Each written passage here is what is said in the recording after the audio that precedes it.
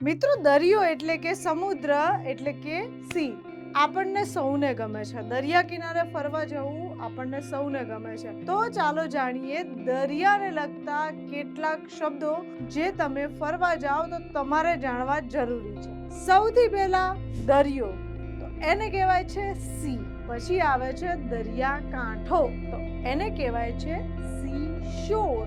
અને દરિયા કિનારે જ્યાં મોટા મોટા જહાજો લાંગરવામાં આવે છે એ એટલે કે બંદર, એને કહેવાય છે પોર્ટ એટલે કે સી પોર્ટ.